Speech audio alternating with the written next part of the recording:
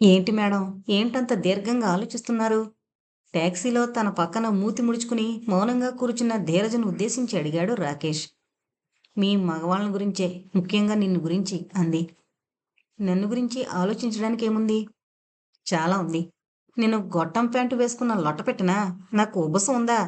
గుమ్మిడికాయ లాంటి ఆ గులాబీని పట్టుకుని నాకంటే అందంగా ఉందని పొగుడుతావా? అంటూ తన మనసులోని ఉక్రోషాన్నంతా కక్కేసింది ధీరజ. వింటూనే పెద్దగా నవ్వేశాడు రాకేష్. ఎందుకా నవ్వు? అందామె కోపంగా.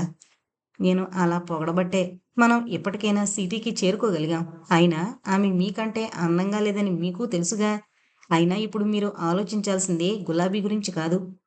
మరి దేని గురించి ఆలోచించాలి? మీ లాకెట్‌ని గురించి. దానిని అపహరించాలని ప్రయత్నిస్తోన్న మీ మేనమామ నాగేంద్రన్ గురించి. ఆ విషయం ఎత్తగానే ధీరజవదనం గంభీరంగా మారిపోయింది. టాక్సీ రేష్మా లాడ్జి ముందాగింది. డ్రైవర్‌కి ఫేర్ చెల్లించి రాకేష్‌తో పాటు లోపలికొస్తున్న ధీరజను చూడగానే గబగబా ఎదురొచ్చాడు lodge proprietor. Sorry miss Dheeraja. ఇంతకుముందు మా లాడ్జీలో ఇలా ఎన్నడూ జరగలేదు. ఇప్పుడు ఎందుకు జరిగిందో నాకర్థం కాలేదు. మీకోసం సిటీలో ఉన్న పోలీస్ స్టేషన్‌లన్నింటికీ ఫోన్ చేశాను. కొన్ని స్టేషన్స్‌కి నేనే స్వయంగా వెళ్ళొచ్చాను. మీరెక్కడా కనిపించలేదు. ఇంతకీ మిమ్మల్ని ఇంతసేపు ఏ స్టేషన్‌లో ఉంచారు? ఇన్స్‌పెక్టర్ పేరేంటి? అని ప్రశ్నల వర్షం కురిపించాడు. It's all right. జరిగిందేదో జరిగిపోయింది. మేము నిర్దోషులమని తెలిసి వాళ్ళు వదిలేశారు. ఇక ఆ విషయాన్ని గురించి మాట్లాడుకోవడం అనవసరం అంటూ మేనేజర్ దగ్గర తాళం తీసుకుని గబగబా మెట్ల వైపు నడిచింది ధీరజ. బుర్ర బరుక్కుంటున్న ప్రొఫెసర్ తనను నిలబెట్టి ప్రశ్నలు వేసే అవకాశం ఇవ్వకుండా ఆమెను అనుసరించాడు రాకేష్. ఇద్దరూ మెట్లెక్కి తమ రూంలోకి వెళ్లారు. రూంలోకి అడుగు పెడుతూనే సూట్ కేసు, ఎయిర్ బ్యాగుల వంక చూసింది ధీరజ. ఎక్కడ పెట్టినవి అక్కడే చెక్కు చెదరకుండా ఉన్నాయి ఆ రెండు. గబగబా ఎయిర్ బ్యాగ్‌ను ఓపెన్ చేసి లాకెట్ కోసం వెతికింది ధీరజ. ఆమె గుండె జల్లుమంది. ఎయిర్ బ్యాగ్‌లో లాకెట్ లేదు. ఆ విషయాన్ని గ్రహిస్తూనే నీరసంగా నేల మీద కూలబడిపోయింది ధీరజ. లేదు. పోయింది. వాళ్ళే, ఆ నాగేంద్రం మనుషులే తీసుకుపోయుంటారు. నాకు అలా అనిపించడం లేదు మేడం. ఎందుకని? వాళ్ళే గనక లాకెట్ తీసుంటే మనల్ని ప్రాణాలతో ఉంచేవాళ్ళు కాదు. మీ రూమ్ చెక్ చేసిన అతనికి ఇక్కడ లాకెట్టే దొరికుంటే మరీ బట్టలు విప్పించి చెక్ చేయాల్సిన అవసరం ఉండేది కాదు. అయితే లాకెట్ ఏమైనట్టు? పొరపాటున ఇంకెక్కడైనా పెట్టి మరిచిపోయారేమో వెతకండి. లేదు. ఎక్కడా పెట్టలేదు. ఈ ఎయిర్ బ్యాగ్‌లోనే పెట్టాను. మొన్న రాత్రి దీన్ని తీసి అందులోని నా తల్లిదండ్రుల ఫోటోలు చూడ్డం రూమ్ బాయ్ గౌర్ కూడా చూశాడు. ఆమె మాటలకి చిన్నగా విజిల్ వేశాడు రాకేష్. అయితే అదన్నమాట సంగతి. ఏంటి? రూమ్ బాయ్ గౌర్ మీరు లాకెట్‌ని ఈ ఎయిర్ బ్యాగ్‌లో పెట్టడం చూశాడు అంటున్నారు కదా! అవును. సో, దొరగారి చేతివాటం చూపించారన్నమాట. అంటే? అంటే ఏముంది మేడం, మీ లాకెట్‌ని ఆ రూమ్ బాయ్ గౌర్ తీసుండొచ్చు. No no. అతనలాంటి వాడు కాదు. రాకేష్ చిన్నగా నవ్వాడు. ఢిల్లీ జనాలు ఎవరు ఎలాంటి వాళ్ళో, ఎప్పుడు ఏం చేస్తారో ఎవరికీ అర్థం కాదు మేడం. రూమ్ బాయ్స్‌లో నిజాయితీ గల వాళ్ళున్నారు. గౌర్‌లాగా హస్తకళ ప్రదర్శించేవాళ్ళు ఉన్నారు. ఒక్క నిమిషం ఆగండి తెలుస్తుంది. టెలిఫోన్ రిసీవర్ ఎత్తి ఒక బటన్ నొక్కాడు. వెంటనే వినిపించింది డ్యూటీలో ఉన్న రిసెప్షనిస్ట్ నేము. ఆపరేటర్ కంఠం. నేను రూమ్ నంబర్ 103 నుంచి మాట్లాడుతున్నాను. ఒకసారి మీరు అర్జెంటుగా మా రూమ్‌కి రావాలి. యెస్. ఇక్కడికొచ్చాక చెబుతాను. Okay. Please come. Receiver cradle చేసి లేచి నిల్చున్నాడు రాకేష్. రిసెప్షనిస్ట్ వస్తున్నారా? అడిగింది ధీరజ. అవును. అతనితో మీరేం మాట్లాడకండి. నేను మాట్లాడతాను. తల ఊపిందామె. సిగరెట్ వెలిగించుకుని దమ్ములాగుతూ ఒకసారి చుట్టూ చూశాడు రాకేష్. ఎంట్రన్స్ నుండి కాకుండా మరో మార్గం గుండా ఆ రూంలోకొచ్చేందుకు వీలున్న అవకాశాలను గురించి పరిశీలిస్తూ బాల్కనీలోకి వెళ్ళాడు. పక్క రూమ్‌కి సంబంధించిన బాల్కనీ అక్కడికి బాగానే కనిపిస్తోంది. దీనికి, దానికి మధ్యన వాటర్ పైప్ ఉంది. రాకేష్ ఆ వాటర్ పైపును, దానిని ఆనుకునున్న 6 అడుగుల వెడల్పున్న ఎడ్జ్‌ను చూస్తుండగా తలుపు మీద చప్పుడయింది. కమిన్ అన్నాడు రాకేష్. తలుపు తెరుచుకుని లోపలికొచ్చాడు రిసెప్షనిస్టు. కూర్చోండి అన్నాడు రాకేష్. పర్వాలేదు. నన్ను ఎందుకు రమ్మన్నారో చెప్పండి అన్నాడతను. పోలీసులు మమ్మల్ని తీసుకువెళ్ళిన తర్వాత ఎవరైనా మా రూంలోకొచ్చారా? లేదు. తాళం నా దగ్గరే ఉంది. I see. ఇతర మార్గం గుండా ఎవరైనా ఈ రూంలోకొచ్చే అవకాశం ఉందా? ఎందుకు సార్ అలా అడుగుతున్నారు? మీ రూంలో ఏమైనా పోయిందా? ప్లీజ్ అడిగిన దానికి సమాధానం చెప్పండి. పక్క రూమ్లోంచి ప్రయత్నిస్తే వాటర్ పైపు పట్టుకునే బాల్కనీలోకి రావచ్చు. బాల్కనీ వైపు ఉన్న తలుపు తెరిచుంటే రూమ్లోకి రావచ్చు. కానీ అలా రావడానికి ఎవరూ ప్రయత్నించరు. పక్క రూమ్లో ఎవరుంటున్నారు? ఎవరూ లేరు. 3 రోజులుగా అది ఖాళీగానే ఉంది. సరే, మీరు వెళ్ళి రూమ్ బాయ్ గౌర్ని పంపించండి. గౌరు డ్యూటీ అయిపోయింది, ఇంటికి వెళ్ళిపోయాడు. మళ్ళీ ఎప్పుడొస్తాడు? డ్యూటీ ప్రకారం అయితే మళ్ళీ రాత్రి 8 గంటలకి రావాలి. కానీ వెళ్ళేటప్పుడు 2 రోజులు సెలవు కావాలని చెప్పి వెళ్ళిపోయాడు. అలాగా? గౌరు ఉండేది ఎక్కడో మీకు తెలుసా? ఎందుకు సార్? అతనేమైనా అనుమానంగా అడిగాడు రిసెప్షనిస్టు. నోనో, అలాంటిదేం లేదు. క్యాజువల్గా అడిగానంతే. అతనిల్లు ఇక్కడికి చాలా దూరం సార్. షత్రంజి ఏరియాలో ఉంది. పటేల్ స్ట్రీట్లో 10వ నెంబర్ పెంకుటిల్లు. Thank you. ఇక మీరు వెళ్ళండి. ఇంకో అరగంటలో రూమ్ ఖాళీ చేస్తున్నా. బిల్లు రెడీ చేయండి అన్నాడు రాకేష్. ఉదయం జరిగిన దానికి మీరు చాలా బాధపడుతున్నట్టున్నారు. ఇక మీదట అలాంటిదేదీ జరగదు అన్నాడు రిసెప్షనిస్టు. మేడం రూమ్ ఖాళీ చేస్తోంది అందుకు కాదు. ఆమె ఇక్కడ చూడాల్సిన ముఖ్యమైన ప్రదేశాలు చూసేశారు. రాజస్థాన్ ప్రోగ్రాం వేసుకుంటున్నారు. రిసెప్షనిస్టు ఇంకేమీ మాట్లాడకుండా అక్కడి నుంచి వెళ్ళిపోయాడు. ఏంట్రాకి, గౌర్ లాకెట్ తీశాడంటావా? నిస్సందేహంగా అతనే తీసి ఉండాలి. ఎందుకంటే నీ దగ్గర లాకెట్ ఉన్నట్టు మీరు చెప్పేదాకా నాకు కూడా తెలీదు. దానిని చూసింది అతనొక్కడే. అంత విలువైన ఆ లాకెట్ను నిర్లక్ష్యంగా రూమ్లో వదిలేయడం మీదే తప్పు. రూమ్లో మనం లేని సమయాన్ని అతను అవకాశంగా తీసుకున్నాడు. ఖాళీగా ఉన్న పక్క రూమ్లోంచి ఈ రూమ్లోకొచ్చి కామ్గా పని ముగించుకున్నాడు.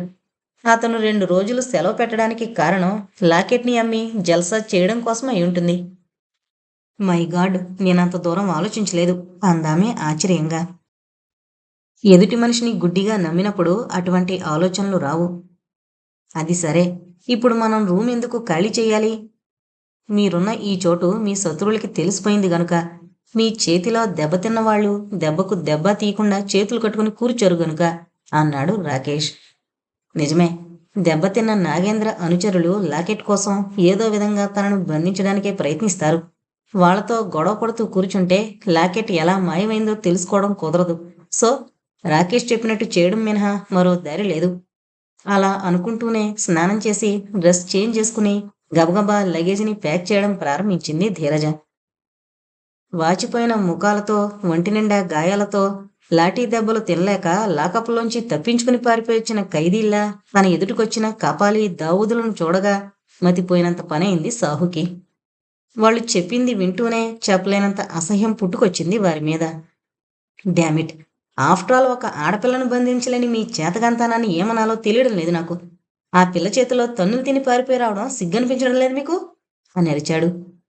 కుండు మీద కారం చల్లినట్టు నీ మాటలతో మమ్మల్ని మరింత బాధ పెట్టకు సాహు అన్నాడు దావూద్. అది పిల్ల కాదు, అమెరికా నుండి ఊడిపడిన పిడుగు. అలా విరుచుకుపడి మగవాళ్ళను విరగదీసే ఆడదాన్ని నేనెక్కడా చూడలేదు అన్నాడు కపాలి. షటప్, తన్నులు తిన్నది చాలక తన్నిన దాన్ని పొగుడుతున్నారు. మిమ్మల్ని ప్రయోజనం లేదు. మీలాంటి చేతగాని వాళ్లను నాకు హెల్ప్గా పంపినందుకు ఆ నాగేంద్ర గారు ననాలి అన్నాడు సాహు అసహనం నిండిన కంఠంతో. నీ నోటుకొచ్చినట్టు మాట్లాడకు సాహు. మమ్మల్ని ఏమన్నా పర్వాలేదు, మా యజమాని నాగేంద్ర గారినంటే బాగుండదు అన్నాడు దావూద్ రోషంగా. మీ బతుకి రోషం ఒకటి అంటూ ఇంకా ఏదో అనబోయాడు సాహు. అంతలో ఉన్నట్టుండి టెలిఫోన్ మోగడం ప్రారంభించింది. అనదలుచుకున్న మాటలను తాత్కాలికంగా వాయిదా వేసుకుని రిసీవర్ ఎత్తాడు సాహు. సాహు స్పీకింగ్ హియర్ అన్నాడు. నాగేంద్ర గారా? ఉలిక్కి పడ్డారు ఆ పేరు వినగానే దావూద్ కపాలీలు. తమ నిర్వాకాన్ని గురించి చెప్పొద్దన్నట్టు చేతులు జోడించారు సాహు వైపు చూస్తూ. ఎస్, ఆ పని మీదే ఉన్నారు మన వాళ్ళు. లాకెట్ను తప్పకుండా తీసుకొస్తారు. I will sure. ఎంతవరకు రాకపోవడానికి కారణమంటారా? పోలీసు వేషాలు వేశారు కదా, ఎక్కడో ఏదో గొడవ జరుగుండొచ్చు. ఆ విషయం కనుక్కుని నేను మళ్ళీ ఫోన్ చేస్తాను. దానికి కొంచెం టైం పట్టచ్చు, నేను ఫోన్ చేసి చెబుతాను. అలాగే, ఉంటాను. రిసీవర్ క్రెడిల్ చేసి ఆ ఇద్దరి వంక చూశాడు సాహు. తేలిగ్గా ఊపిరి పీల్చుకుంటూ కృతజ్ఞతగా చూశారు అతని వంక ఆ ఇద్దరు. లాకెట్తో పాటు ధీరజను కూడా తీసుకురమ్మంటున్నారు నాగేంద్ర గారు. మీ ప్రతాపాన్ని గురించి చెబితే ఆయన జుత్తు పీక్కుని చిందులు వేయడమో, మీ తలలు నరికి యమునా నదిలో పారేయమనో ఆర్డర్ ఇవ్వడం చేసుండేవాడు అన్నాడు సాహు. భయంగా చూస్తూ బలవంతంగా గుటకలు మింగారు దావూద్ కపాలీలు. It's all right. జరిగిందేదో జరిగిపోయింది. దెబ్బతిన్నామని అవమానంతో కుంగిపోవడం కాదు. తోక తొక్కిన తాచులా రెచ్చిపోయి బుసలు కొట్టాలి. అదను చూసి కాటు వెయ్యాలి అంటూ ఆ ఇద్దరినీ ఉత్సాహపరిచాడు. అవును సాహు, నువ్వు చెప్పిందే కరెక్ట్. ఆ అమెరికా పిల్లను దెబ్బకు దెబ్బ తీస్తాం. దాన్ని కాళ్ళు చేతులు కట్టి తెచ్చి నీ కాళ్ళ మీద పడేస్తాం అంటూ పిడికిళ్ళు బిగించి ప్రతిజ్ఞ చేశాడు దావూద్. That's good. చేసినా చేయకపోయినా ఆ పట్టుదలుండాలి అన్నాడు సాహు. అంతలో బయట నుండి కాలింగ్ బెల్ మోగడం ప్రారంభించింది. ఎస్, తలుపు తెరిచే ఉంది, లోపలికి రావచ్చు అన్నాడు సాహు. ఆ వెంటనే తలుపులు నెట్టుకుంటూ లోపలికొచ్చాడు ఒక వ్యక్తి. అతన్ని చూస్తూనే ఆశ్చర్యంతో బిగుసుకుపోయారు కపాలి దావూదులు. ఎవరో కాదతను, రేష్మా లాడ్జీ మేనేజర్. అతనికి సాహుకి లింక్ ఏంటో, అతను పనిగట్టుకుని అక్కడికి ఎందుకొచ్చాడో వారికి అర్థం కాలేదు. రా మస్తాన్ బాయ్, రా కూర్చో అంటూ అతన్ని సాదరంగా ఆహ్వానించాడు సాహు. వచ్చి కుర్చీలో కూర్చుంటూ దావూద్ కాపాలీలను చూసి అదోలా నవ్వాడు. Reshma hotel manager Mastan. ఆ అమెరికా పిల్ల చెక్కు చెదరకుండా తిరిగొచ్చినప్పుడే అనుకున్నా మీ వాళ్ళకి ఇటువంటి శాస్తి ఏదో జరుగుంటుందని అన్నాడు. వెకిలిగా ఉన్న అతని మాటలకు ఏడుపు ముంచుకొచ్చినంత పనైంది ఆ ఇద్దరికి. సానుభూతి చూపించకుండా తాము తేలిగ్గా అంచనా వేసి మాట్లాడిన మస్తాన్ని అక్కడికక్కడే గొంతు నులిమి చంపాలన్నంత కోపం కూడా వచ్చింది. సాహు అక్కడే ఉన్న కారణంగా ఆ పని చేయలేక తమ కోపాన్ని ఉక్రోషాన్ని బలవంతంగా దిగమింగుకున్నారు కపాలి దావూదులు. It's all right Mastan bhai. అదృష్టం చిన్న చూపు చూస్తే ఎటువంటి గొప్పవాళ్ళైనా ఒక్కొక్కప్పుడు ఇలాగే తలకిందులవుతుంటారు. ఆ విషయం అలా ఉంచి నువ్వెందుకొచ్చావో చెప్పు అడిగాడు సాహు. ఒక ముఖ్యమైన విషయం మీ చెవిన వేద్దామనొచ్చాను. ఏంటది? ఆ అమెరికా పిల్ల రూమ్ ఖాళీ చేసి ఆ టూరిస్టు గైడుతో పాటు వెళ్ళిపోయింది. ఉలిక్కి పడ్డారు కపాలి దావూదులు. ఎక్కడికి వెళ్ళింది అని ఇద్దరూ ఒకేసారి అడిగారు. తెలీదు. మరి తెలుసుకోవడం అంటున్న దావూదును కాముగా ఉండమన్నట్టు కళ్ళతోనే సైగలు చేశాడు.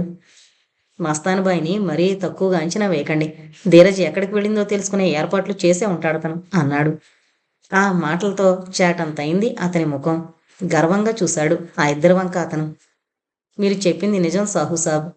నా గొప్పతనాన్ని మీరు చక్కగా గుర్తించారు. ధీరజ రూమ్ ఖాళీ చేసి ఒక ట్యాక్సీలో వెళ్ళగానే మా కుర్రాన్నొక్కడిని స్కూటర్ మీద ట్యాక్సీ వెనకాల పంపించాను. ఎందుకైనా మంచిదని ట్యాక్సీ నెంబర్ కూడా నోట్ చేసి తెచ్చాను అన్నాడు. గుడ్, వెరీ గుడ్ మెచ్చుకుంటూ అతని భుజం తట్టాడు సాహు. అంతేకాదు సాబ్, మీరు మెచ్చుకునే విషయం ఇంకోటి కూడా ఉంది. ఏంటది? గౌరు అనబడే రూమ్ బాయ్ అడ్రస్ కనుక్కున్నాడట టూరిస్టు గైడు రాకేష్. తన దగ్గరున్న లాకెట్ ఏదో మిస్ అయినట్టు ధీరజ రాకేష్తో చెబుతుండగా చాట్ నుండి విన్నాను అన్నాడు మస్తాన్. వింటూనే విశాలమయ్యాయి సాహు కనుబొమ్మలు. దావూద్ కపాలీలు ఉత్సాహంగా చూశారు సాహు ముఖంలోకి. Excellent Mastan boy. ఇప్పుడు నువ్వు చెప్పిన సమాచారం మాకు చాలా ఉపయోగపడుతుంది. ఆ గౌరు ఇల్లు ఎక్కడుందో చెప్పు అని అడిగాడు సాహు ఆతృత నిండిన కంఠంతో. అడ్రస్ అడ్రస్ ఎక్కడంటే అడ్రస్ సరిగ్గా గుర్తులేదు సాబ్ అన్నాడు అదోలా నవ్వి చేతులు నిలుపుకుంటూ. అతని ఉద్దేశం ఏంటో ఇప్పుడే పసిగట్టేశాడు సాహు. వెంటనే తన సూట్ కేసులోంచి 50 రూపాయల నోట్ల కట్టను ఒక దాన్ని తీసి అవతలవాడికి విసిరి, ఇప్పుడు గుర్తొస్తుందేమో చూడు అన్నాడు.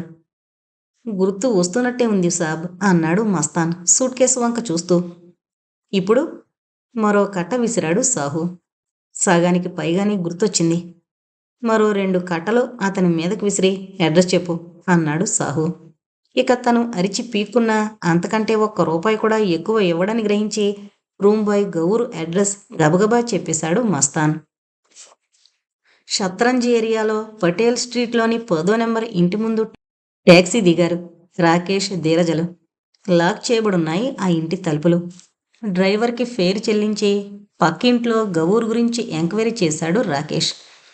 ఆ గౌరుగాడ ఆ రోజు పూనం థియేటర్లో అమితాబ్ బచ్చన్ కొత్త సినిమా రిలీజ్ అయింది కదా, బ్లాక్ టికెట్లు అమ్మడానికి అక్కడికి పోయి ఉంటాడు అని చెప్పాడు పక్కింట్లో ఉన్న వ్యక్తి.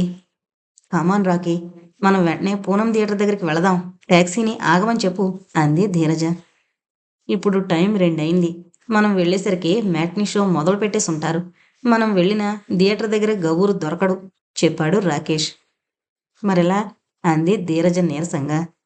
ఇంటికి వెళ్ళి భోంచేసి రెస్ట్ తీసుకుందాం. సాయంత్రం 5 గంటలకి థియేటర్ దగ్గరికి వెళితే ఖచ్చితంగా గౌర్ని పట్టుకోవచ్చు. సరే పద అంది ధీరజ.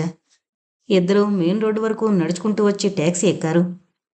ఉదయం రేష్మా లాడ్జిలోంచి బయలుదేరిన తర్వాత ధీరజను తన ఇంటికి తీసుకుపోయాడు రాకేష్. మీరొచ్చిన పని పూర్తయ్యేంత వరకు నేను మీతో పాటే ఉండాలి కాబట్టి హోటల్లో కంటే నా ఇంట్లోనే ఉండడం బాగుంటుంది. అది మీకు అభ్యంతరం లేకపోతేనే సుమా అన్నాడు. నువ్వు ఒంటరిగానే ఉంటున్నావా అడిగింది ధీరజ.